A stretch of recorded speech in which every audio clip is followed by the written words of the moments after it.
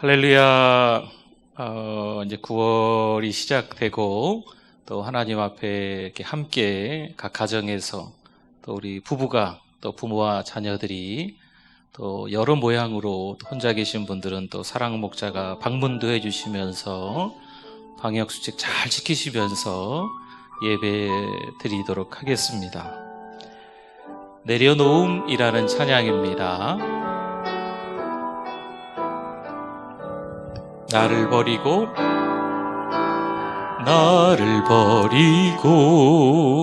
그의 길을 가는 것 세상 그 무엇보다 어려운 내려놓음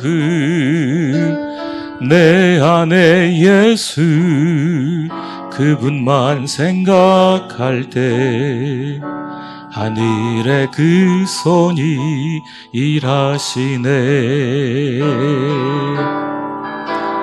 그분의 마음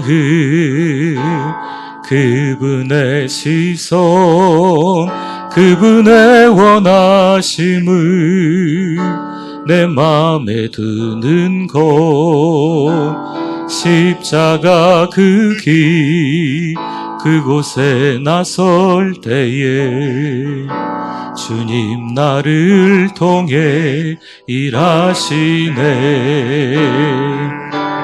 그 사랑 나를 살리신 그 사랑 하늘의 모든 영광 다 내려놓으신 내 삶도 그렇게 내려놓습니다. 주님 기뻐하시는 그 길 가려 그분의 마음 그분의 시선 그분의 마음 그분의 시선 그분의 원하심을 내 마음에 드는 것 십자가 그 길 그곳에 나설 때에 주님 나를 통해 일하시네. 그 사랑 나를 살리신 그 사랑 하늘의 모든 영광 다 내려놓으신 내 삶도 그렇게 내려놓습니다. 주님 기뻐하시는 그 길 가려 그 사랑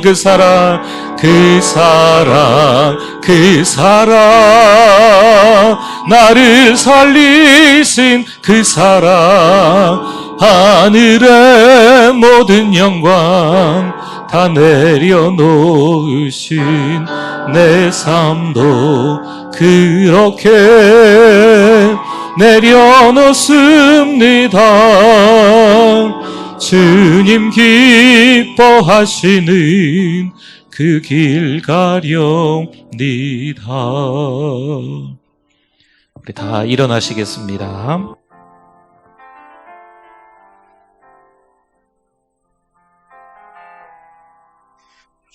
주께와 엎드려 예배드립니다. 주 계신 곳엔 기쁨 가득 무엇과도 누구와도 바꿀 수 없네. 예배드림이 기쁨 됩니다. 하나님은 영이시니 예배하는 자가 영과 진리로 예배할지니라. 아멘. 묵상 기도드립니다.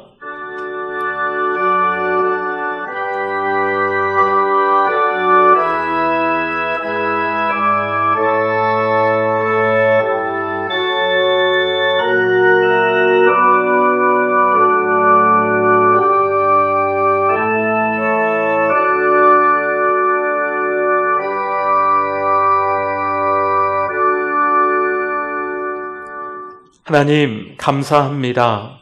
9월 첫 번째 주일 하나님과 대면하여 예배드릴 수 있는 우리들 되게 해주심을 감사합니다. 이 시간 하나님만 홀로 영광받아 주시옵소서. 예수님의 이름으로 기도드립니다. 아멘.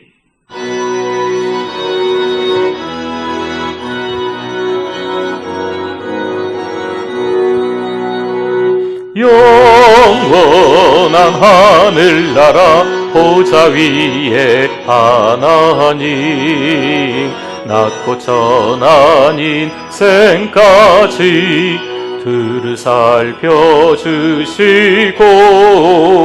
동해하는 심령을 소생시켜 주시니 찬양을 받으소서. 영광의 주 하나님, 살아 몸 입으시고 찾아오신 예수님, 하늘 영광 버리시고 죄인들을 구하려 부끄러운 십자가 우리 위에 지셨네. 영광을 받으소서. 구원의 주 예수님, 성도들 돌보시고 위로하는 주 성령, 우리 맘에 임하시어 진리 알게 하시고 갈구하는 심령에 충만하게 하시어 성결케 하옵소서. 보혜사 성령이여.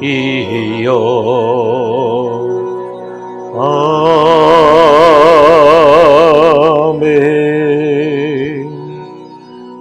신앙 고백드립니다. 전능하사 천지를 만드신 하나님 아버지를 내가 믿사오며 그 외아들 우리 주 예수 그리스도를 믿사오니 이는 성령으로 잉태하사 동정녀 마리아에게 나시고 본디오 빌라도에게 고난을 받으사 십자가에 못 박혀 죽으시고 장사한 지 사흘 만에 죽은 자 가운데서 다시 살아나시며 하늘에 오르사 전능하신 하나님 우편에 앉아 계시다가 저리로서 산자와 죽은 자를 심판하러 오시리라. 성령을 믿사오며 거룩한 공예와 성도가 서로 교통하는 것과 죄를 사하여 주시는 것과 몸이 다시 사는 것과 영원히 사는 것을 믿사옵나이다. 아멘. 우리 자리에 앉으시겠습니다.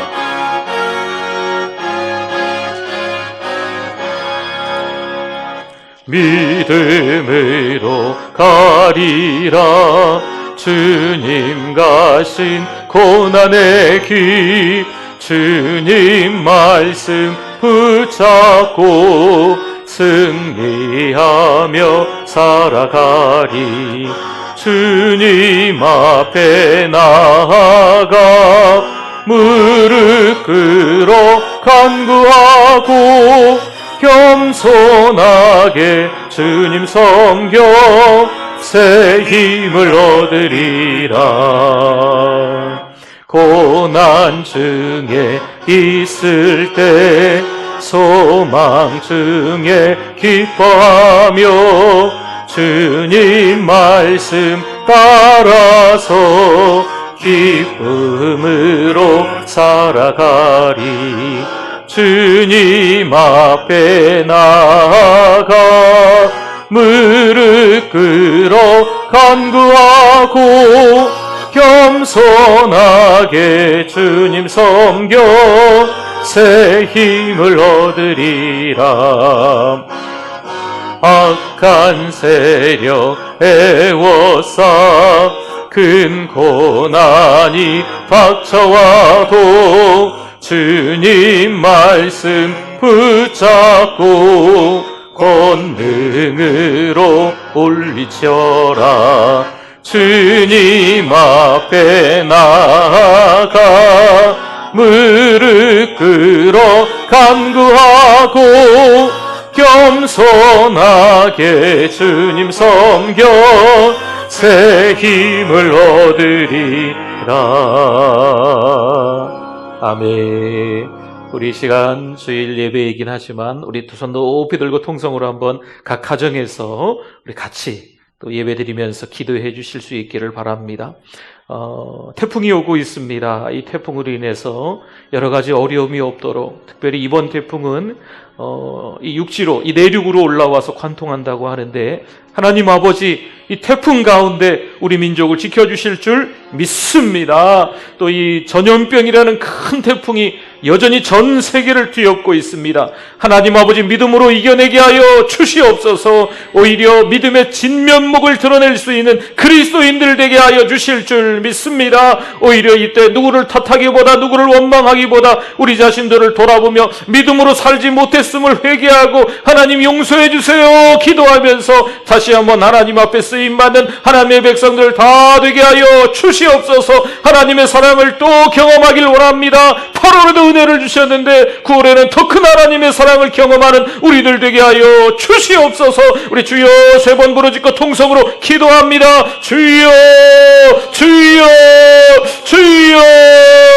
하나님 아버지 은혜를 감사합니다. 오늘 주일 함께 모여서, 함께 교회당에 모여서 예배를 드려야 하는데 각 가정에서 예배를 드리고 있습니다. 이 모습 저 모습으로 그 현장에서 부부가 또 혼자 아니면 또 자녀들과 함께 예배를 드리고 있는데 하나님 은혜를 내려 주시옵소서.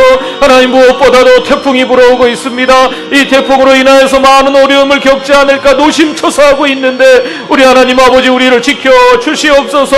우리 민족을 지켜 주시옵소서. 어려운 일을 많이 당하지 않도록, 수재민이 많이 생기지 않도록 하나님 은혜를 도와여 주실 줄 믿습니다. 하나님 아버지 영적 태풍이 불어닥치고 있습니다. 우리의 믿음을 흔들어버리고 있습니다. 사단 원수마귀가 우리를 쉽게 너무나도 공략하고 있습니다. 믿음을 저버리게 만드는 일들이 너무 그 유혹이 강력해서 우리가 넘어가기도 합니다. 하나님 아버지 있는 그 자리에서 예배자가 되게 하여 주시옵소서. 전염병에 흔들리지 않게 하여 주시옵소서. 세상의 아버지의 권력이 압도하고 있지만 그래도 하나님의 민족을 위해서 기도하고 위정자들을 위해서 기도하며 누구를 탓하기보다는 오히려 우리 자신들을 돌아보며 회개하고 하나님 앞에 용서 안 받는 우리들 되게 하여 주시기를 원합니다. 당자처럼 돌아가게 하여 주시옵소서. 믿음이 회복될지어다, 교회가 회복될지어다. 하나님 아버지 건강한 교회, 건강한 신자들 되어질 수 있도록 우리 하나님이 역사하여 주시기를 원합니다. 주일을 보내면서 거룩하게 보내는 우리들 될 수 있도록 인도하여 주시고 이 어려운 훈련 기간이 오히려 우리가 근력이 생길 수 있도록, 영적 근력이 생길 수 있도록 도와주셔서 잘 감당하는 하나님의 백성들 될 수 있도록 은혜를 더하여 주시옵소서. 그냥 그럭저럭 시간만 보내는 것이 아니고 오히려 이때 믿음이 더 성장케 하여 주시옵소서. 하나님과 하나님을 경험하면서 하나님과 통행하는 그 기쁨을 누리는 우리들 될 수 있도록 하나님이 역사하여 주실 줄 믿습니다. 오늘 이 시간에도 하나님의 또 말씀을 듣습니다. 말씀을 전하는 적이 너무 부족한데 하나님의 귀한 말씀이 귀에 들릴 때 하나님의 말씀이 들리게 하여 주시고 사람의 말은 들리지 않게 하여 주시며 그 말씀을 중심으로 또 우리가 믿고 순종하며 살아갈 수 있도록 하나님이 역사하여 주시기를 원합니다. 듣고 행하는 자는 그 집을 반석 위에 지은 지혜로운 사람 같다 하여 싸우니 말씀대로 살아갈 수 있도록, 말씀에 순종하며 살아갈 수 있는 우리들 될 수 있도록 이 어려운 이때 하나님 바라보고 하나님을 앙망하고 살아가는 우리들 되게 하여 주시옵소서. 하나님 아버지 은혜를 감사합니다. 목놓아 불렀던 하나님의 이름 다 함께 모여서 아버지의 이름을 불렀던 그 시간이 너무 그립습니다. 하나님 각자 처소에서 예배하고 있는 이 현실 앞에 저희들 힘들어하지 않게 하여 주시고 오히려 그 자리 그 현장에서 하나님을 목놓아 부르짖게 하여 주시고 하나님을 기쁨으로 찬양하게 하여 주시며 하나님의 말씀이 있는 그대로 다 들려서 그 말씀을 믿고 순종하는 우리의 삶, 가정에서 예배, 직장에서의 예배, 우리 삶의 터전에서 예배자의 삶으로 계속 이어질 수 있도록 은혜를 도하여 주시옵소서. 거룩한 영 성령이여 오늘 이 시간도 충만히 역사하여 주실 줄 믿습니다. 예수 그리스도의 이름으로 기도드립니다. 아멘.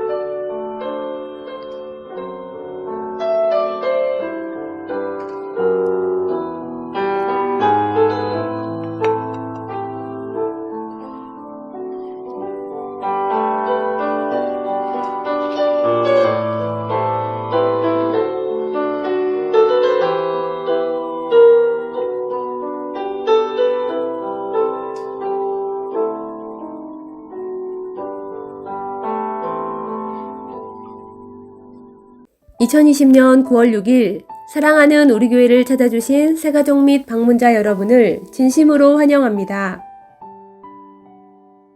우리 교회의 천사는 한 명의 새 가족에게 5가지를 세번하고 있습니다.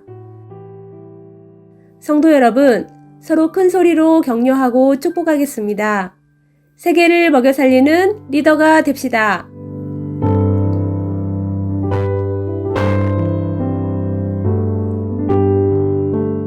한 주간 동안 비대면 예배로 드리겠습니다. 도학 캠페인을 하겠습니다. 40일 매일 기도회를 하며 기간은 9월과 10월입니다.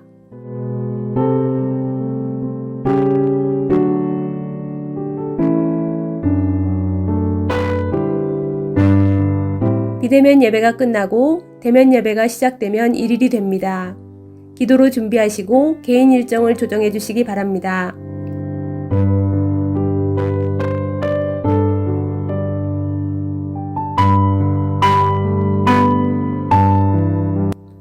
수험생을 위하여 기도해 주시기 바랍니다.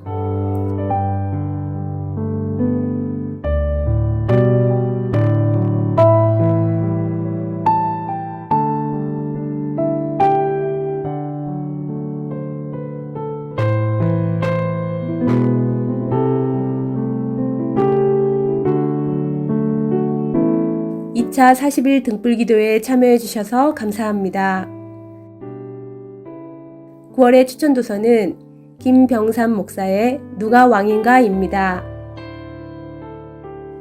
대면하시는 하나님만 바라보며 매일 은혜의 예배로 살아가시기 바랍니다.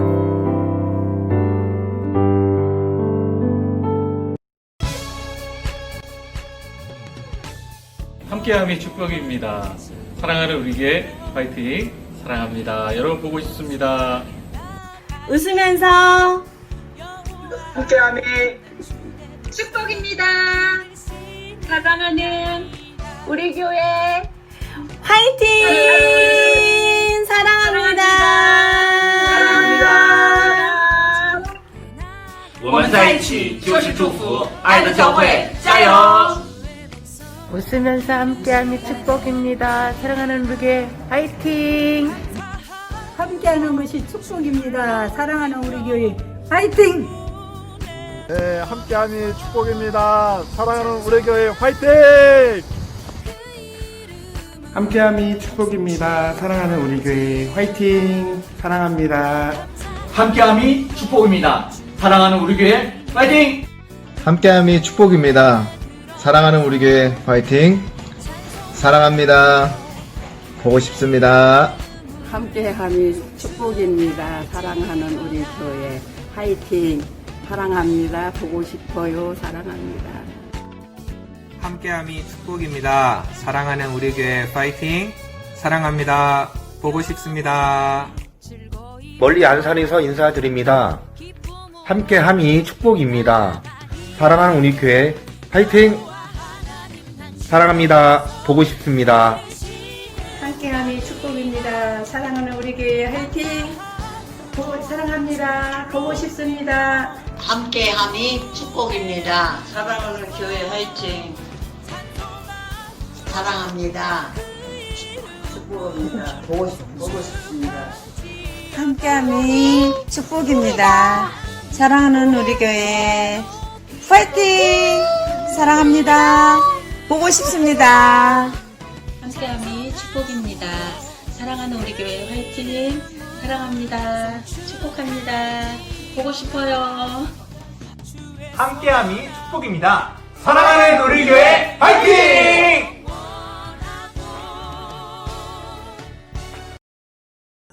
네, 감사합니다. 또 우리 많이들 참여해 주셨는데요. 또 우리 서로 한 번씩 또 보고 싶은 얼굴들을 좀 보셨으면 좋겠다 싶어서 우리 짤막한 5초쯤에 5초에서 10초 정도 되는 것 같네요.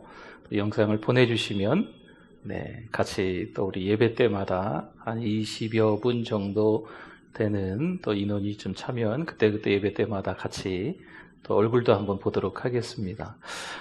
근데 아무튼 오늘 내일 지금 태풍이 불어 닥친다고 하고 있으니까요. 오늘 주일 또 우리 잘 준비하시고 내일 태풍이 왔을 때 준비를 좀 잘 하시면 좋겠습니다. 영적 태풍도 무섭지만요. 진짜 이 태풍이 불어 닥칠 때 너무 좀 무서운 것 같아요. 그래서 준비 잘 하시면 좋을 것 같습니다.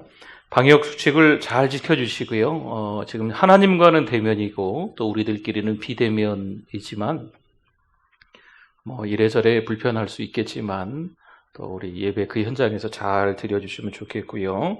전화도 서로 자주 해주시고 정한되면 문자라도 서로 잘 해주시고 또 얼굴을 만날 수 있는 분들이 있다면 마스크와 소독을 잘 하시고 좀 만나서 예배 드릴 수 없는 분들도 찾아가셔서 또 우리 마스크 잘 하셔서 같이 또 핸드폰 켜놓고 예배도 같이 좀 드려주시고 그러시면 좋겠습니다. 우리 교회 안의 리더들에게 또 우리 사랑 목자분들에게 좀 부탁의 말씀입니다. 우리 사랑방 식구들 또 한 분 한 분 잘 이렇게 좀 챙겨 주셔야 될 것 같아요. 또 어려운 일이 혹시 계시면 교회에 연락해 주시고 또 특별한 기도 제목이 있으면 말씀해 주셔서 또 같이 기도해 드릴 수 있도록 하시면 좋을 것 같습니다. 9월과 10월 2달 동안 도하 강을 건너자라는 의미죠. 캠페인을 하려고 하는데 우선은 이제 40일 매일 기도를 하려고 해요. 이제 대면 예배가 시작되면 그때 1일이 될 텐데 글쎄요. 13일 주일이 될지 20일 주일이 될지 27일이 주일이 될지 아직 장담은 못하겠고 또 10월 달로 넘어갈 수도 있을 것 같기도 한데 어쨌든 40일 동안 매일같이 기도회가 3번 정도 있을 거예요. 새벽에, 오전에, 저녁에. 그래서 우리 모든 성도들이 그 세 예배 중에 하나는 참석합시다 해서 이제 출석 스티커도 출석부라고 하나요? 출석부도 이렇게 개개인별로 좀 만들어 드려서 스스로 알아서 체크하실 수 있도록 검사는 안 합니다. 알아서 이렇게 본인들이 체크하면서 40일 동안 예배를 드리고 40일이 끝날 때쯤에 이제 여호수아 부흥회를 할 예정에 있고 그 여호수아 부흥회가 끝나면서 일꾼 선출을 위한 공동회가 있을 예정에 있습니다. 그래서 이제 40일 동안 우리가 기도를 좀 강력하게 좀 하고 난 뒤에 또 부흥회 때 은혜 받고 난 뒤에 뭔가 일꾼을 좀 세우는 그런 시간들이 있겠습니다. 네, 하나님 말씀 볼까요? 은혜 받으실 하나님의 말씀 예레미야 1장 4절에서 10절 말씀입니다. 예레미야서 1장 4절에서 10절 말씀 제가 먼저 4절 읽고요. 5절은 여러분들이 또 영상이지만 또 읽어주시면 10절까지 그렇게 하겠습니다. 여호와의 말씀이 내게 임하니라 이르시되 내가 너를 모태에 짓기 전에 너를 알았고 내가 배에서 나오기 전에 너를 성별하였고 너를 여러 나라의 선지자로 세웠노라 하시기로 내가 이르되 슬프도소이다 주 여호와여 보소서 나는 아이라 말할 줄을 알지 못하나이다 하니 여호와께서 내게 이르시되 너는 아이라 말하지 말고 내가 너를 누구에게 보내든지 너는 가며 내가 내게 무엇을 명령하든지 너는 말할지니라. 너는 그들 때문에 두려워하지 말라. 내가 너와 함께하여 너를 구원하리라. 나 여호와의 말이니라 하시고 여호와께서 그의 손을 내밀어 내 입에 대시며 여호와께서 내게 이르시되 보라 내가 내 말을 내 입에 두었노라. 같이 10절 읽습니다. 보라 내가 오늘 너를 여러 나라와 여러 왕국 위에 세워 내가 그것들을 뽑고 파괴하며 파멸하고 넘어뜨리며 건설하고 심게 하였느니라 하시니라. 아멘. 우리 하나님의 말씀에 대한 고백입니다. 우리 성경책을 가슴에 품고 아니면 우리 손을 가슴에 대고 같이 고백합니다. 주의 말씀은 내 인생의 빛입니다. 주의 말씀은 내 삶을 변화시킵니다. 주께서 말씀하신 대로 나는 하나님의 사랑받는 자녀입니다. 나는 축복의 통로입니다. 오늘도 주의 말씀에 내 마음의 문을 엽니다. 말씀하여 주옵소서. 듣고 깨닫고 말씀대로 살겠습니다. 아멘. 네, 잘 오셨습니다. 우리 혼자 계신 분들도 그렇고요. 부부나 부모, 자녀, 또 우리 사랑 목자하고 또 우리 어르신 혹시 같이 계시거나 이러면 우리 손 하나 들고요. 샬롬입니다. 우리 서로 인사하겠습니다. 샬롬입니다. 샬롬입니다. 평안하세요. 평안하시고 힘내실 수 있기를 바랍니다. 이제 우리가 길을 걸어갈 때 어느 때는 그 길이 평탄한 길이 있더라고요. 그렇죠? 평탄한 길을 갈 때가 있는데 좀 더 시간이 지나면 그 길을 걸어갈 때 조금 오르막이 나올 때도 있습니다. 뭐 살짝 경사가 있어서 오르막이 있거나 아니면 경사가 너무 급하게 힘들게 올라가야 되는 오르막도 있습니다. 근데 오르막을 올라가다 보면 조금 지나면 내리막도 있기 마련이죠. 그래서 우리가 길을 걸어갈 때 늘 평탄한 길만을 걸어가는 것처럼 보이지만 그건 아닙니다. 내리막도 있고 오르막도 있고 오르막도 있고 내리막도 있는 거죠. 인생을 살아갈 때 참 좋았던 시절도 떠올릴 수 있지만 참 힘들었다, 참 어려웠다 이런 시절도 있는 거지요. 그래서 우리 어른들이 아이들한테 그런 이야기 해요. 보릿고개 이야기도 좀 할 때도 있고 우리가 어릴 때는 참 밥 못 먹을 때도 있었다. 뭐 이런 이야기를 어른들이 하시는 모습들을 좀 듣게 됩니다. 근데 이제 젊은 친구들이 그런 이야기를 듣고 뭐라고 하는지 여러분 혹시 아세요? 밥을 못 먹었으면 라면이라도 끓여 먹지. 왜 굶었냐고 이렇게 아이들이 이야기하죠. 살아왔던 환경들, 어떤 시대적인 이것들이 좀 많이 좀 달라서 그런지 그러니까 힘들다, 어렵다라는 이 공감할 수 있는 분위기가 조금 다른 거예요. 몇십 년 전에 힘들다, 그리고 지금 힘들다, 조금 이 다른 느낌이 좀 들더라고요. 막 못 먹어서 배고파서 막 이렇게 힘들었던 그 시절이 있었으면 지금은 너무 배불리 먹는데도 불구하고 너무 힘들다, 살맛이 안 난다, 막 이렇게 이야기하기도 한다는 거죠. 요즘에 이제 전화로 우리 성도님들을 좀 뵙거나 또 제가 이렇게 뭐 동네 한 바퀴 돌다가 또 어떤 권사님 뵙고 또 어떤 성도님들 이렇게 뵐 때도 있는데 또 뵙거나 뭐 여러 가지 방법으로 잠깐씩 뵙기도 하는데 한결같이 이야기하시는 게 조금 힘드신 것 같아요. 참 어려운 시간들을 우리가 보내고 있는 게 맞는 것 같습니다.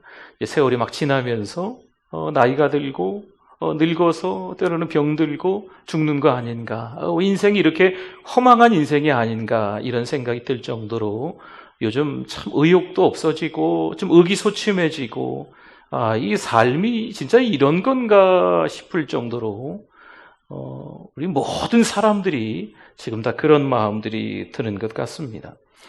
더군다나 이 돈벌이도 안 되죠. 장사하시는 분들, 가게 하시는 분들 참 어렵습니다. 그나마 우리는 전주지만 저 수도권 지역에는 더 어렵지요. 네.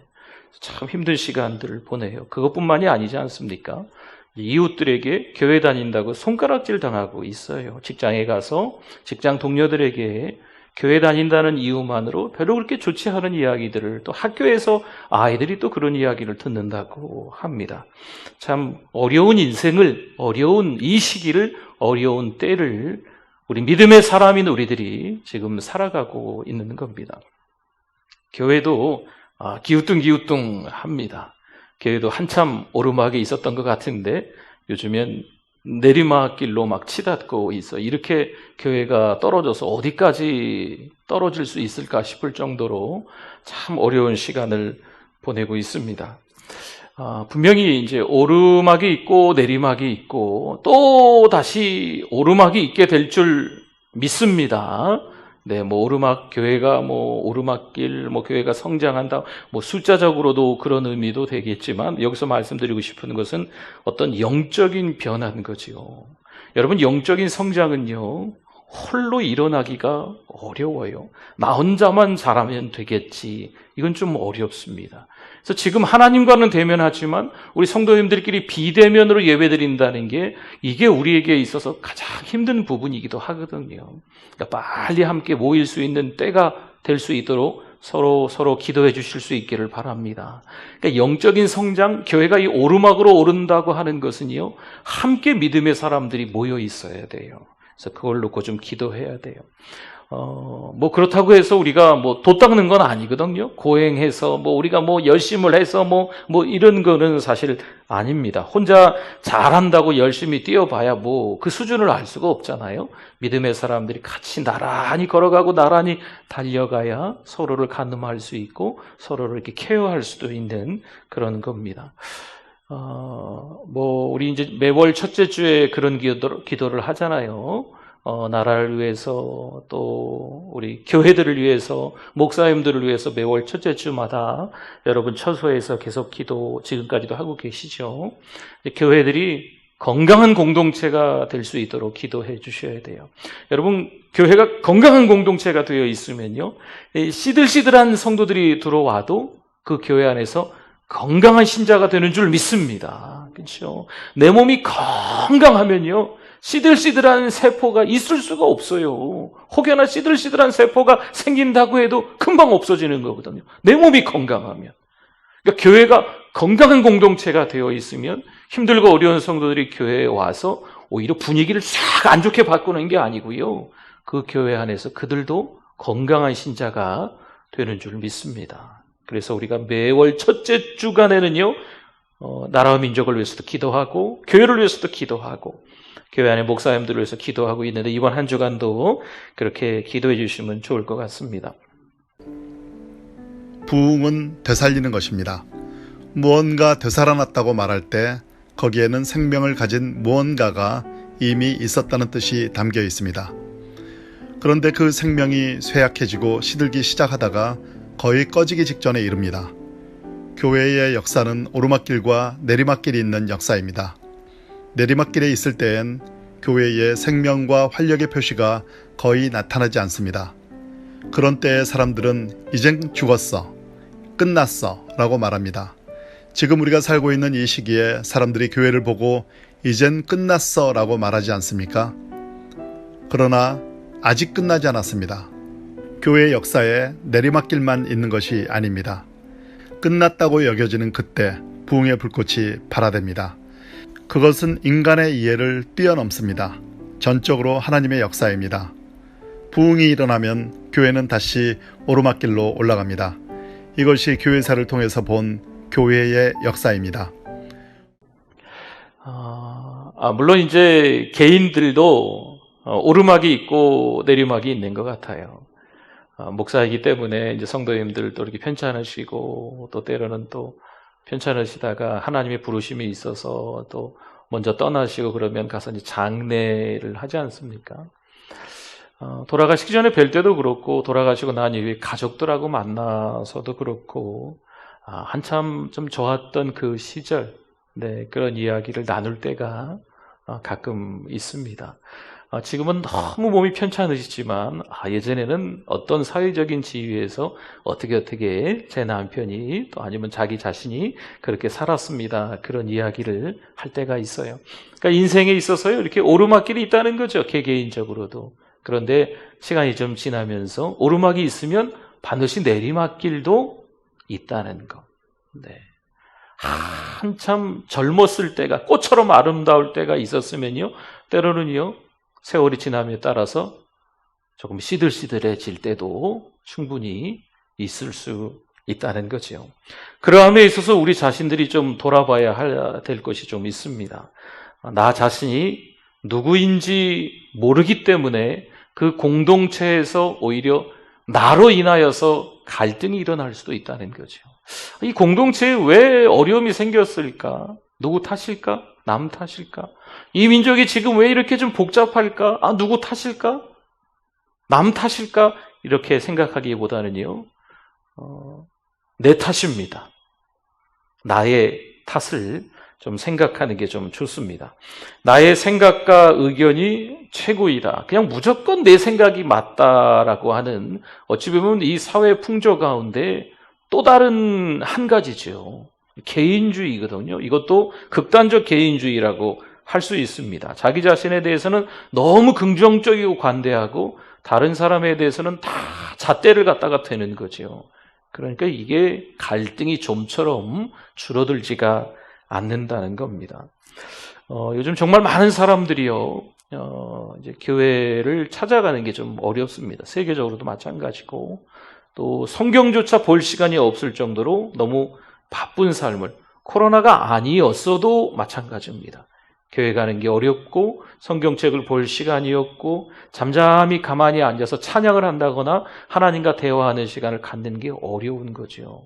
그런데 예전에 교회를 다녔던 그분들이 지금은 다니지 않지만 코로나하고 상관없었을 때 이야기입니다.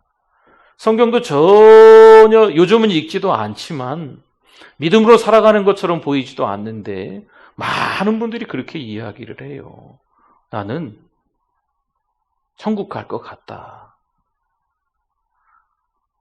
근데 이게 진짜 믿음인지 여러분 한번 생각해 봐야 됩니다. 지금 신앙생활도 엉터리로 하는데 하나님을 경험하지도 않는데 그저 나는 천국 갈 것 같다. 이런 잘못된 확신이 있을 수도 있다는 거죠.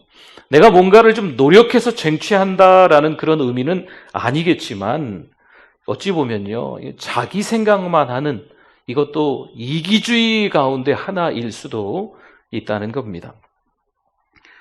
우리가 기억해야 될 것은요, 좀 더 특별히 요즘 같은 시기에는 하나님을 경험하려고 몸부림을 쳐야 될 줄 믿습니다. 하나님을 만나기 위해서 성경을 보시는 거죠. 하나님을 만나기 위해서 찬양하십시오. 하나님을 만나기 위해서 기도하십시오. 영상으로라도 지금 예배를 매일같이 좀 드리세요. 매일같이 교회에서 영상을 찍어서 지금 보내드리고 있지 않습니까? 잘 모르시면 교회 홈페이지에 들어와 보시면 매일 새벽 예배의 영상이 있습니다. 뭐 수요일 영상, 금요일 영상, 토요일 영상, 주일 영상, 뭐 아이들 예배 영상 계속 우리 교회 홈페이지에 올라가 있으니까요. 여러분 거기를 통하여서 계속 하나님을 경험하기 위해서, 하나님을 만나기 위해서, 하나님을 발견하기 위해서 몸부림쳐야 될 줄 믿습니다.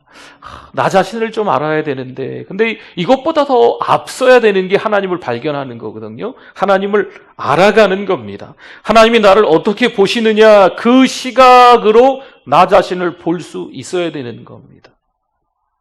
하나님을 발견해야 그 다음에 내가 누구인지를 발견할 수 있는 거지요. 하나님이 나를 보시는 것만큼 나 자신을 볼 수 있어요. 안 그러면 인생이 허망해요. 너무 비참해요. 너무 참담해요. 네. 세상 분위기에 따라서 그저 우리가 좋았다가 힘들었다가 이렇게 살 수 있거든요.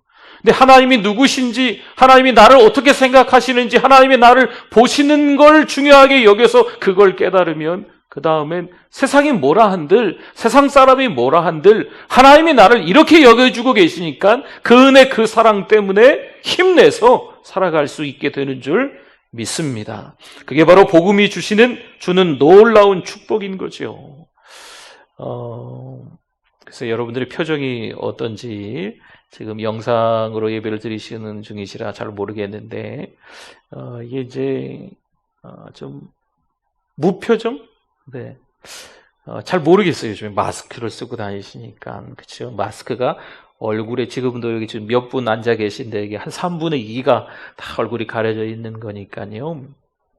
웃고 계신 건지, 울고 계신 건지, 화난 얼굴인지, 속상한 얼굴인지, 뭐 감사한 얼굴인지 이게 잘 모르는 거죠.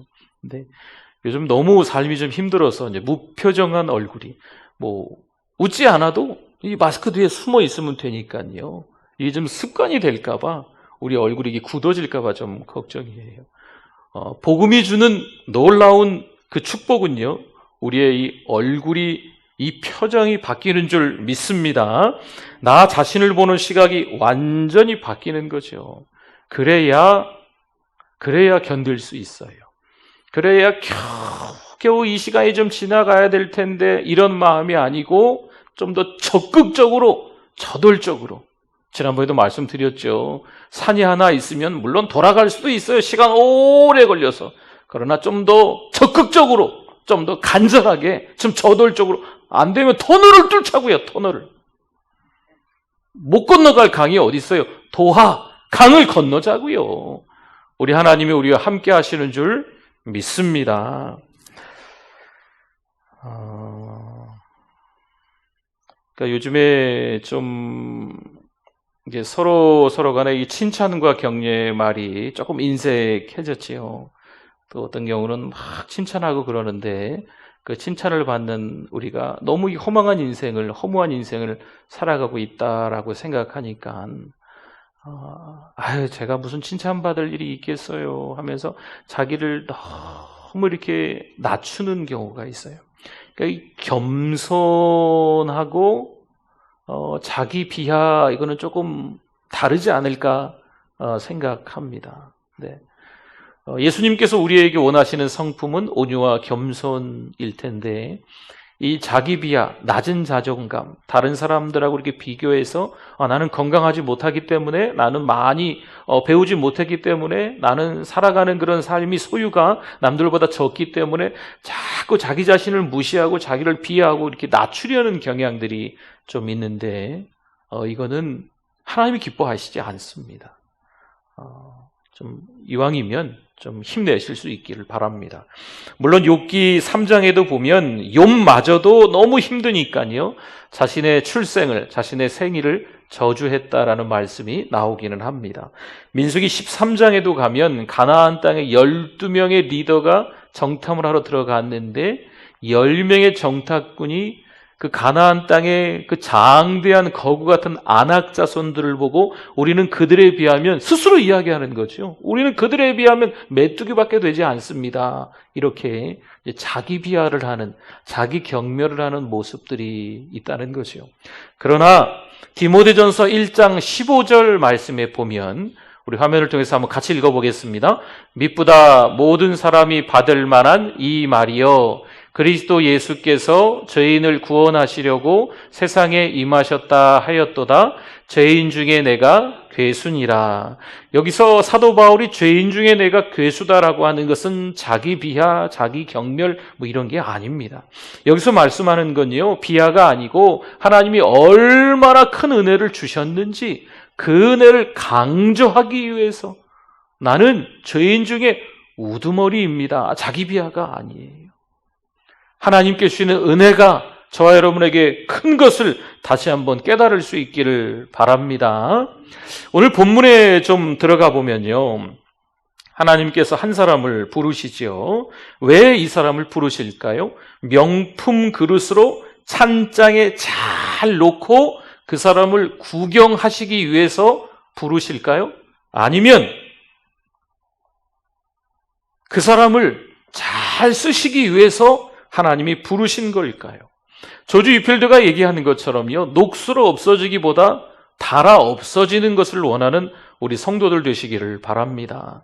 오늘 말씀에 한 사람을 부르시고요, 역시 이 시대에, 이 즈음에, 이 어려운 시대에 하나님이 우리를 부르셨는데, 이 허망해진 인생, 허무한 인생을 살아가고 있는, 때로는 우리 자신들을 너무 비하하면서 나는 이 정도밖에 되지 않아 라고 하는 이 시대를 살아가면서 하나님이 부르셨는데, 그저 찬장에 진열되어 있는 고급 명품 그릇 정도로 만족할 것인가? 아니면 아침에도 사용되고 점심에도 사용되고 저녁에도 사용되면서 닳아 없어질 수 있는 그릇이 될 것인가? 한번 생각하는 기회가 되었으면 좋겠습니다. 유대 역사상 최대 암흑기라고 볼 수 있는 이 시대였습니다.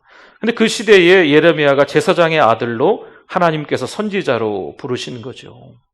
여러분, 마찬가지, 지금도 정말 어렵고 힘든 이 시기니까 그냥 되는 대로 그냥 시간이 좀 가기만을 기다릴 것인가? 아니면 하나님의 또 다른 방법이 있음을 알고 최선을 다해서 좀 적극적으로 긍정적으로, 저돌적으로 하나님의 방법, 하나님의 숨은 뜻을 찾기 위해서 몸부림치면서 우리의 신앙이 성장할 것인가? 여러분, 이거냐 저거냐 너무 이 차원이, 수준이 달라진다는 거죠. 영적 암흑기라고 볼 수 있는 이 시대에 마치 현대판 눈물의 선지자 예레미야를 부르시는 것처럼 하나님께서 우리를 불러주셨음을 깨달을 수 있기를 바랍니다. 하나님의 임하심이요 예레미야에게 임했습니다. 1장 4절과 5절 말씀에 보니까요, 같이 한번 읽어봅니다. 여호와의 말씀이 내게 임하니라 이르시되 내가 너를 모태에 짓기 전에 너를 알았고 네가 배에서 나오기 전에 너를 성별하였고 너를 여러 나라의 선지자로 세웠노라 하시기로. 아멘. 이 예레미야가 태어나고 난 이후에 한 20년, 30년, 40년쯤 살아가고 좀 더 세월을 살아가고 있는데 하나님이 딱 보시기에 참 내가 뭔 일을 맡겨도 좀 잘하겠네, 이래서 예레미야를 부르셨다? 아니잖아요. 오늘 본문 말씀에 보니까요, 어떤 사람인지 보시고 정하신 게 아닙니다. 모태에서 짓기 전에, 배에서 나오기 전에 이 예레미야를 어떻게 하셨다? 거룩하게 구별하셨다, 성별하셨다라는 말씀을 하고 있는 거죠. 하나님을 위해서 살도록 구별하신 줄 믿습니다. 그럼 그 부르심을 거역할 수 있을까요? 하나님이 부르셨는데 이 예레미야가 거역할 수 있냐고요? 오늘 우리 역시 하루아침에 불러서 사용하심이 아닙니다. 어찌어찌해서 어떤 집사님이 교회 같이 가자고 해서 다니다 보니까 10년이 됐네? 어찌해서 10년, 20년 다니다 보니까 교회에서 어떤 직분을 받고 어떤 리더가 되어 있네? 세월이 많이 지나면서 하나님을 찾을 수 있는 믿음의 사람이 되어 있네? 어쩌다 보니까 이렇게 돼 우연찮게 사랑하는 우리 교회에 출석하고 있네? 이게 아니에요. 우리는 사도 바울이 표현한 대로 나의 나된 것은 오직 하나님의 은혜임을 고백할 수 있기를 바랍니다. 예레미야를 부르신 하나님의 이유가 있어요. 유대 역사상 최대 암흑기였던 그 시절에 글쎄요, 20살도 안 되지 않았을까, 뭐 그런 얘기들이 좀 있어요. 이 젊은 예레미야를 하나님이 부르신 이유가 있다니까요. 오늘을 살아가는 우리들을 하나님이 부르신 이유가 있어요. 세상이 얼마나 이기적인지 몰라요. 자기밖에 모르거든요. 여러분, 이게 사단이 우리를 공략하는 방법 중에 아주 도드라지는 거거든요. 우리 자신이 겸손한 게 아니고 우리 자신이 막 비하하고 막 열등감 갖고 뭐 잘 사는 사람, 많이 또 가진 사람, 많이 배운 사람에 비해서 그런 거가 비교하다 보니까 너무 어려운 시기를 살아가고 있는 거죠. 그러나 이때 마치 그 시절에 예레미야를 부르신 것처럼 오늘 이 시대에 하나님이 우리를 부르시는 것을 깨달아야 될 줄 믿습니다. 예레미야 1장 5절 하반절 말씀에 보면요, 이런 말씀이 잠깐 등장했어요. 너를, 예레미야를 여러 나라의 선지자로 세웠노라, 이렇게 말씀합니다. 이 말씀이 뭘까요? 이 예레미야를 선지자로 세웠다. 선지자적 사명이 예레미야에게 있는 거죠. 나단 선지자나 사무엘 선지자 같이 왕을 책망하기 위해서 선지자를 부르시는 경우도 있습니다. 그리고 예레미야처럼 이 예레미야 선지자는요, 나라가 망한다고 선포하는 것이죠. 이 나라가 망할 거다라고 선포하는 선지자인 거예요. 그러면 그런 선지자적 사명만 있을까? 그럼 다 목사가 되고 다 선지자가 되어야 될까라고 하는 거죠. 누가복음 9장 말씀에 보면요, 주님께서 갈릴리 맞은편 거라사인의 땅에 가셨을 때입니다. 이제 갈릴리 호수가 있지요. 그리고 갈릴리 호수 쭉 따라 요단강이 흘러내려가고 밑에 사해가 있잖아요. 이 갈릴리 호수의 이 서쪽이 갈릴리 마을입니다. 뭐 가나도 있고 가버나움도 있고 큰 갈릴리 동네가 있으면 그 안에 조그마한 도시들이 있는 거예요. 근데 요단강 건너편에 반대편으로 이 동쪽으로 마을이 하나 있는데 거기가 어디라고요? 오늘 어디라고 나와 있어요? 거라사인의 땅이라고, 거라사인들이 주로 살고 있는 땅이 있었어요. 예수님이 거기 가셨을 때였습니다. 거기 갔더니 군대 귀신에 들려서 옷도 입지 않고 무덤 사이에 거하고 밤낮 꽥꽥 소리를 지르면서 사람을 두렵게 하는 귀신 들린 사람이 있었습니다. 주님께서 그 귀신을 쫓아내신 줄 믿습니다. 그 사람을 깨끗하게 회복시켜 주셨어요. 그랬더니 9장 35절에 보면 그가 옷을 아주 단정히 입고 예수의 발치에 앉아 있었습니다. 이 일로 인해서 소동이 벌어지는 거죠. 얼마 전까지만 해도 귀신 들렸던 사람인데 또 이 군대 귀신이 다 이 돼지떼에 들어가서 돼지떼가 다 몰사했거든요. 그러니까 이 동네가 그냥 발칵 뒤집힌 거죠, 예수님 때문에. 그래서 그 사람들이 모여서 아마 의논을 한 것 같아요. 예수님 보고 그 지방에서 좀 떠나시기를 요청하는 거죠. 주님은 두말하지 않고 그것을 떠나시게 됩니다. 주님이 떠나실 때 그 사람이 이렇게 이야기하는 거죠. 주님과 함께 있기를 원합니다. 생각해 보세요. 인생의 터닝 포인트, 인생의 전환점이 되었던 예수 그리스도를 만난 것이 그 군대 귀신 들렸던 사람에게 있어서는요, 인생에 있어서 가장 중요한 전환점이지 않았겠어요? 그러니 그 예수님을 따르고 싶은 마음이 왜 없었겠어요? 그런데 주님이 어떻게 하십니까? 거절하십니다. 오히려 그를 다시 그 집으로 보내시면서 이렇게 말씀하시는 거예요. 누가복음 9장 39절 말씀에 보면 같이 한번 읽어봅니다. 집으로 돌아가 하나님이 내게 어떻게 큰 일을 행하셨는지를 말하라 하시니 그가 가서 예수께서 자기에게 어떻게 큰 일을 행하셨는지를 온 성내에 전파하니라. 아멘. 주님께서 그를요, 그 집안으로, 그 지역의 선지자로 세우시고 주님이 어떤 분이신지를 말씀하도록 하신 그 말씀이, 이 말씀이 이어져서 나오거든요. 그러니까 인생의 터닝 포인트, 전환점이 된 그 예수 그리스도와 함께 있고 싶은 마음이 이 사람에게 왜 없겠어요? 그런데 주님께서 이 사람에게 선지자적인 사명을 주는 거죠. 너 집에 돌아가. 집에 돌아가서 그 집안의 식구들, 그 주변의 그 동네 사람들에게 나를 만난 것에 대해서, 내가 너에게 어떻게 한 것에 대해서 이야기해라. 여러분, 이게 선지자적 사명이라는 거죠. 마치 나단이나 사무엘처럼 왕을 책망한다든지, 그것도 선지자적 사명이지요. 예레미야 선지자처럼 나라가 망합니다 선포했던 그 시절 암흑기 때 그렇게 말했던 선지자적인 사명이 있는 것처럼 우리들도 마찬가지예요. 하나님이 은혜 주시면요, 하나님의 그 사랑을 내가 경험하고 난 이후에 그 가정에서, 그 직장에서 무슨 사명? 선지자적 사명이 있어야 될 줄 믿습니다. 또 다른 의미로 좀 바꿔보면요, 선교사적 사명이에요. 선교의 사명인 거죠. 저기 어디 오지에 나가서 선교하시는 선교사님들의 사명도 있지만 우리 가정에 돌아가서 가정을 바꾸는 거예요. 직장에 들어가서 직장 속에서 하나님의 자녀의 진면목을 드러내는 거죠.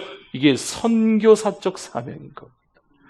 여러분, 이 사명이 우리 가운데 있어야 될 줄 믿습니다. 그럼 예레미야의 반응은 어떨까요? 예레미야의 반응은요, 1장 6절 말씀에 보니까 같이 한번 읽어보겠습니다. 내가 이르되 슬프도소이다. 주 여호와여 보소서, 나는 아이라 말할 줄을 알지 못하나이다 하니. 아멘. 예레미야는 어떻게 반응을 해요? 나는 아이입니다. 아무래도 나이가 조금 어리지 않았을까 생각을 해요. 그러니까 나이가 좀 어린 것 때문에 이렇게 이야기했을까? 아니면은 좀 어떤 경험이 좀 부족해서 이런 얘기를 했을까? 뭐 구체적으로 그거는 잘 모르겠어요. 성경학자들도 꼭 꼬집어서 이렇게 이야기하는 부분은 없습니다. 근데 분명한 것은요, 선지자적인 사명을, 그 임무를 지금 내가 감당할 수 없겠다라는 말이 됩니다. 유다 역사상 최대 암흑기였는데 그 젊은 예레미야로서도 그것을 느끼지 못했을까요? 왜 못 느껴요? 사방 천지가 다 돌아가는 게 금방 이 나라가 망할 것 같은 위기가 찾아왔는데 왜 예레미야가 못 느끼겠어요? 느끼죠. 그런데 어떻게 보면 하나님의 명령을 거역하는 것처럼 보이지만 그렇진 않습니다. 그가 자신의 부족함을 느끼고 너무 큰 사명을 감당할 수 없습니다라고 겸손하게 이야기하는 거죠. 맞습니다. 지금도 이 목회자의 길을 가는 게 참 쉽지 않습니다. 여러분, 따뜻한 위로와 격려가 저에게 필요합니다. 아멘을 하시는지 영상 속에서 뭐라 하시는지 모르겠네요. 그렇죠? 하지만 당시 선지자는요, 지금 목회자보다 더 심했어요. 고난과 죽음의 길을 가는 거거든요. 너무 큰 사명이 있는 거예요. 하나님의 말씀을 그대로 전하면 사람들이 싫어하겠죠. 그렇다고 사람들의 비유를 맞추어서 하나님의 말씀을 왜곡하면 하나님께 혼나는 거예요. 이게 그 당시에 선지자였던 겁니다. 그 이후에 이제 하나님께서 예레미야에게 말씀하십니다. 내가 책임져 줄게. 그렇게 힘들어? 내가 책임져 줄게. 우리 1장 7절에서 9절 말씀인데 우리 같이 한번 또 우리 화면 보고 한번 읽어보도록 하겠습니다. 7절에서 9절. 여호와께서 내게 이르시되 너는 아이라 말하지 말고 내가 너를 누구에게 보내든지 너는 가며 내가 내게 무엇을 명령하든지 너는 말할지니라. 너는 그들 때문에 두려워하지 말라. 내가 너와 함께하여 너를 구원하리라. 나 여호와의 말이니라 하시고 여호와께서 그의 손을 내밀어 내 입에 대시며 여호와께서 내게 이르시되 보라 내가 내 말을 내 입에 두었노라. 아멘. 두려워하지 말고 내가 말하면 그대로 그 말을 듣고 하나님의 말씀을 그대로 전하기만 해라. 하나님이 예레미야에게 그렇게 말씀하시는 거예요. 그럼 그 뒤에 모든 일들은 다 내가 하나님께서 책임져 주시겠다라고 말씀하시는 거죠. 여러분, 선지자에게 요구되는 것은요, 그 사람의 능력, 말 잘하는 거, 아주 머리가 비상한 거, 이게 아니에요. 선지자에게 요구하는 것은 그게 아닙니다. 주님의 말씀에 지금 순종하고 있는가? 예레미야를 생각하면서 오늘 이 시대에 살고 있는 우리 자신들이 좀 생각해 보자는 거예요. 우리가 얼마나 능력이 많은가 이것보다는요, 하나님의 말씀에 얼마나 민감하고 그 말씀에 순종하고 있는가, 이게 중요하다는 거죠. 주님의 말씀을 그대로 순종하고 전하는 것은 선지자의 사명을 다하는 것이고 그 순종은 아이라도 할 수 있지 않느냐라고 주님께서 이 젊은 예레미야를 부르시면서 하시는 말씀이에요. 그냥 가서 하나님이 이렇게 말씀하셨어요 라고 하면서 그 말만 전하면 된단다 라고 하나님이 지금 예레미야에게 말씀하는 거죠. 요나 아시죠? 요나가 포악하기로 소문난 니느웨 백성들에게 가는 것이 편하겠습니까? 베드로가 십자가 처형이 기다리고 있는 로마로 가는 것이 어찌 부담이 안 되겠습니까?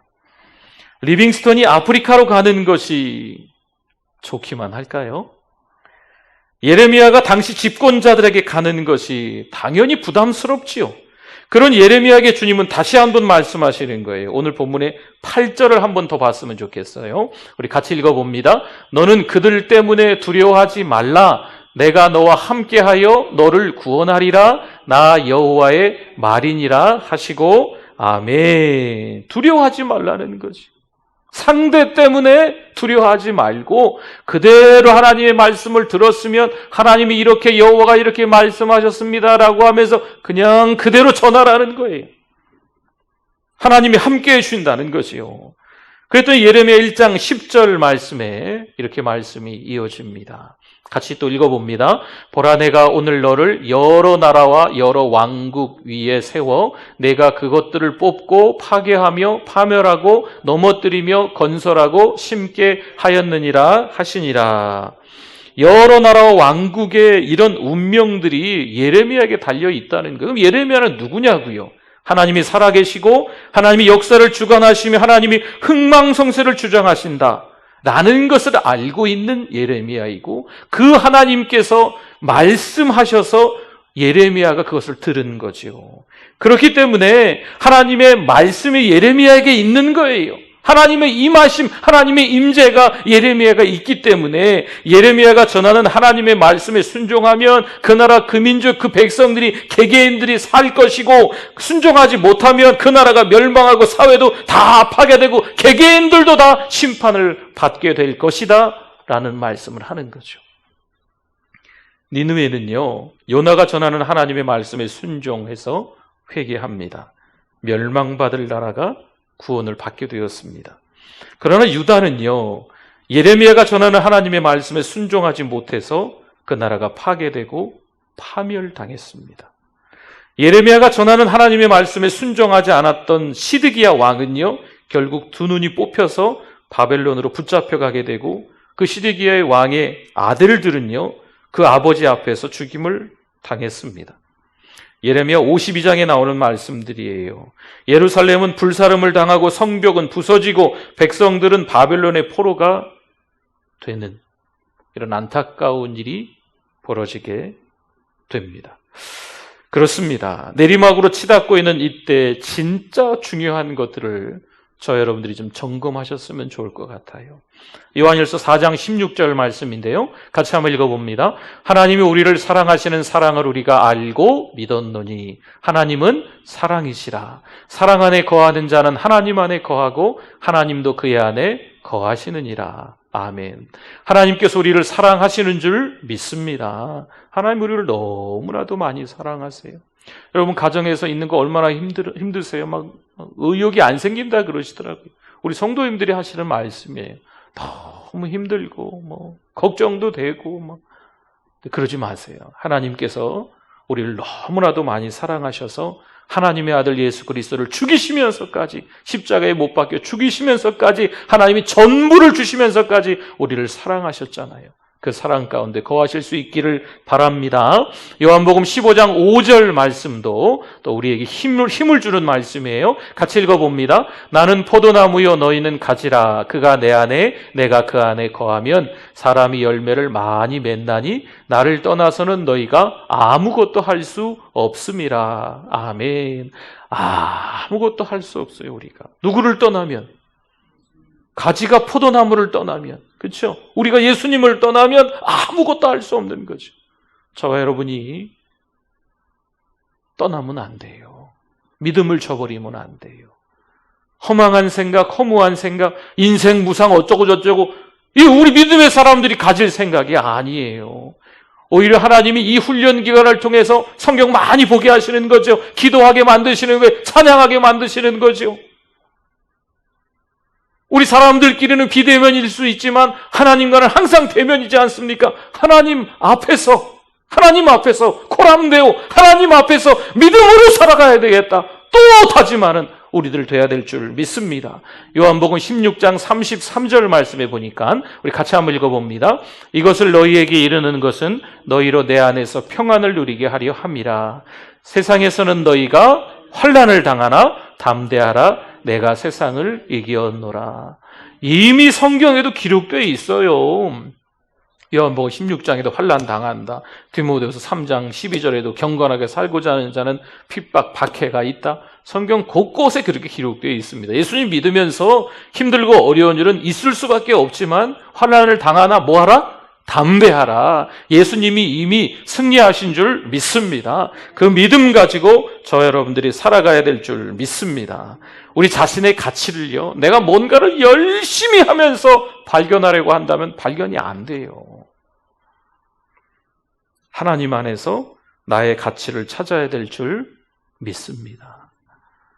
예수님께서 우리를 찾아와 주시는 거죠. 여러분 이렇게 말할 수 있어요. 우리가 요즘 너무 힘들고 어려우니까요, 막 구덩이에 빠져 있는 거죠. 그럼 예수님이 우리에게 어떻게 찾아오시냐면, 구덩이에 빠졌냐? 내 손 잡고 올라와. 그러지 않으세요, 예수님은. 그러지 않으세요. 예수님이 아예 구덩이에 들어오세요. 그리고 우리부터 그 구덩이에서 밖으로 이렇게 밀어주시는 분인 거죠. 이게 예수님이시라는 거예요. 하나님 안에서 우리의 가치를, 우리의 존재를 발견하는 의미가 바로 그겁니다.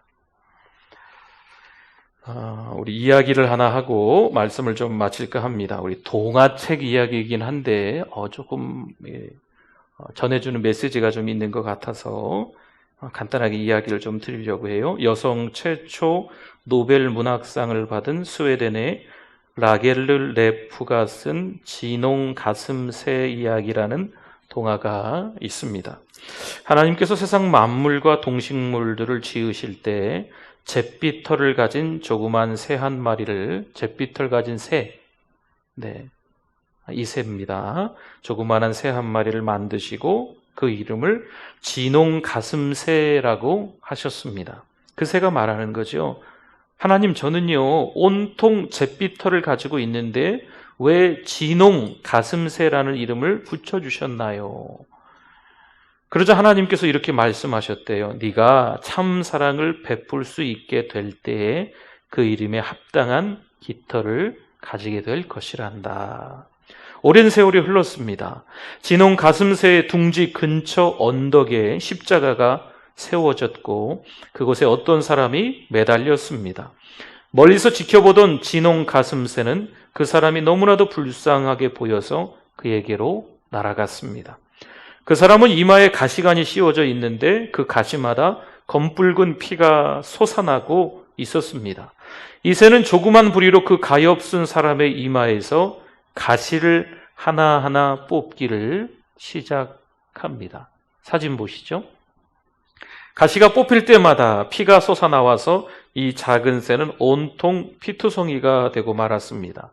이 새는요, 지칠 때까지 그 가시들을 뽑다가 자신의 둥지로 돌아왔습니다. 왜냐하면 그 사람이 결국 숨을 거두고 말았기 때문입니다. 그런데 자기 몸에 묻은 그 피가 깨끗이 지워지지 않는 것입니다. 더욱 이상한 것은 그 새가 낳는 새끼들마다 모두 목덜미와 가슴에 선명한 진홍빛을 가진 채 태어났다는 것입니다. 새. 이 진홍 가슴새 이야기는요, 하나님으로부터 부르심을 받은 우리들 이야기입니다. 우리는 그리스도의 피로 온통 덧입혀져서 죄사함을 받고 구원을 받은 자들인 줄 믿습니다. 살면서 참 어렵고 힘든 일들을 경험합니다. 너무 극단적 이기주의에 빠져있는 사람들 틈바구니에 살면서 어찌 보면 우리도 전염되어 있는 거죠. 어찌 보면 우리들도 코로나19라는 이 전염병으로 인하여서 우리의 믿음이 바닥을 치고 있는 거예요. 언제부턴가 그 하나님의 사랑을 잃어버릴 수 있는 거죠. 저 여러분이 다시 그 사랑을 경험하기를 원합니다. 하나님을 발견해야 그 다음 나 자신을 찾을 수가 있어요. 나는 누구인가? 하나님의 자녀입니다. 여러분, 이 말로만도 안 돼요. 하나님의 사랑을 경험해야 돼. 하나님이 누구신지를 발견해야 돼요. 하나님 나와 어떤 관계인지를 발견해야 그 다음에 내가 누구인지를 아는 거죠. 예수 그리스도를 닮는 방법은요, 예수 그리스도, 십자가에 달리신 예수 그리스도를 믿어야지 그분의 성품이 나에게도 드러나는 거거든요. 그리스도에게 속한 사람, 예수 그리스도를 닮는 저와 여러분 또 한 주간, 또 한 달로 그렇게 살아가실 수 있기를 바랍니다. 우리 축복송을 하나 좀 했으면 좋겠어요.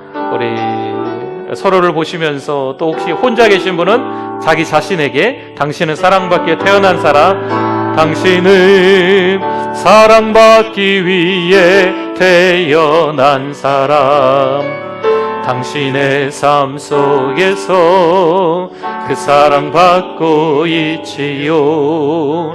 당신은 사랑받기 위해 태어난 사람, 당신의 삶 속에서 그 사랑받고 있지요.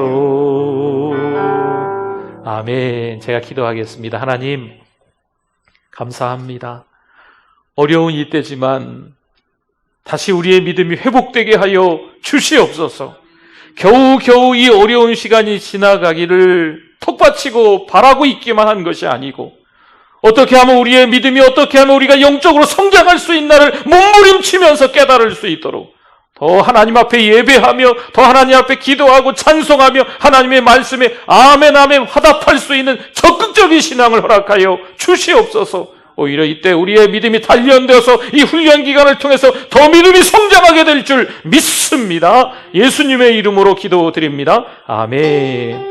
우리 오른손 들고 찬양합니다. 주는 나의 큰 능력, 주는 나의 큰 능력, 주는 나의 큰 소망, 내가 항상 영원히 주님만을 섬기리. 아멘. 357장 찬송드리면서 준비한 예물 올려드립니다.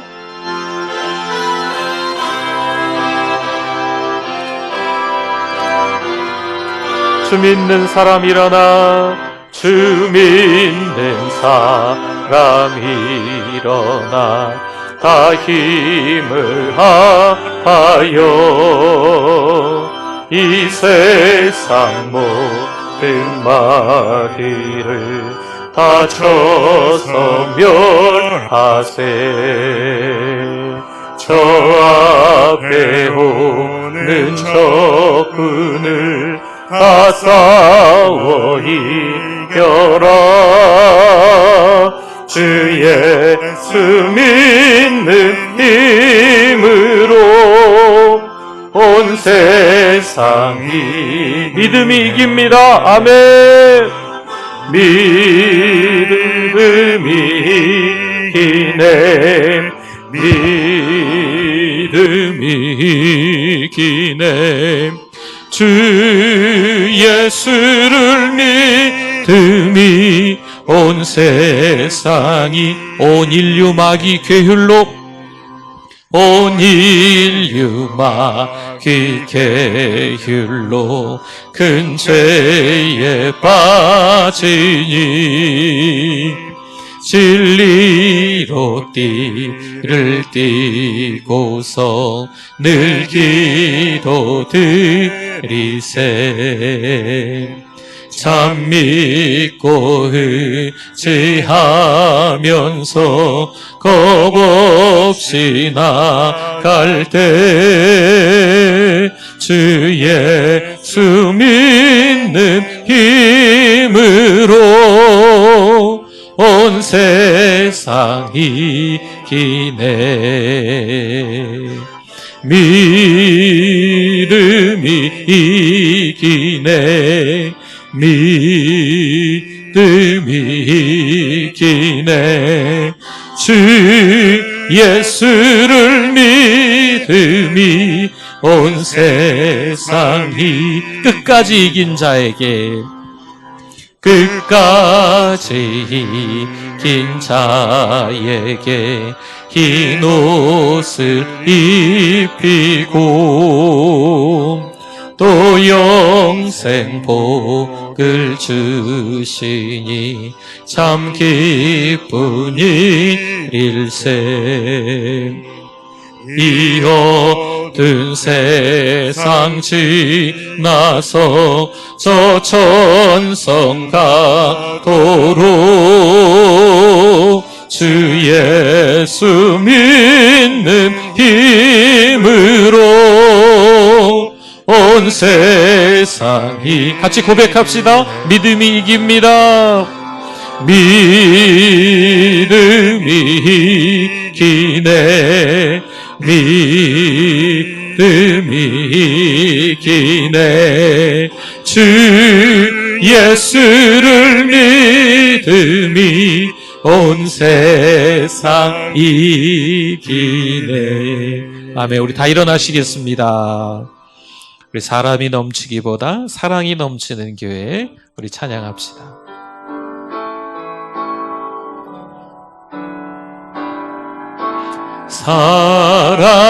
사람이 넘치기보다 사랑이 넘치는 교회, 섬김을 원하기보다 섬김의 기쁨 알아가는 교회. 세상이 주목하기보다 주님이 주목하는 교회. 화려한 겉모습보다 중심이 주를 향한 교회. 주님이 피로 사신 아름다운 교회. 서로 사랑함으로 하나 되는 교회. 주님이 머리 되신 거룩한 교회. 우리 함께 만들어 가요. 2절 내 작은 생각보다 내 작은 생각보다도 하나 됨에 소중함하는 교회. 세상에 알려지기보다 서로가 서로 깊이 아는 교회. 주님이 피로 사신 아름다운 교회. 서로 사랑함으로 하나 되는 교회.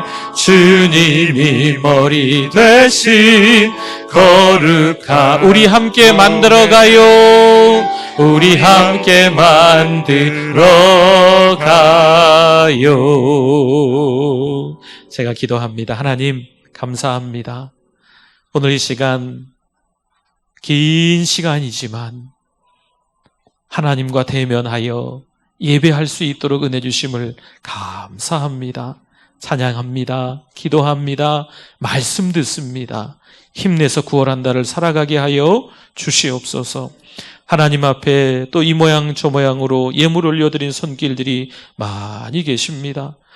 굳이 교회에 찾아 나와서 예물을 올려드린 손길들도 여러분들 계십니다. 온 가족 영육 강건함과 건강한 믿음 생각하며 감사의 물, 아들 영혼 구원을 위해서 또 감사의 물 범사에 감사하며 또 10의 1조로 기타 여러 예물로 또 온라인으로 하나님 앞에 드린 손길들 일일이 다 기억하사 하나님이 축복하여 주실 줄 믿습니다. 건강한 교회, 건강한 신자들 다 되실 수 있도록 하나님이 축복하여 주시옵소서. 예수 그리스도의 이름으로 기도드립니다. 아멘. 지금은 우리 주 예수 그리스도의 은혜와 하나님 아버지의 그 크신 사랑하심과 성령님의 위로교통 충만하심이 주의를 보내며 감사히 보내며 이래저래 힘들고 어려운 이때 하나님이 나를 얼마나 많이 사랑하시는지를 깨닫고 있습니다. 그 깨닫는 믿음 위에 영원토록 함께 있을지어다. 아멘, 아멘.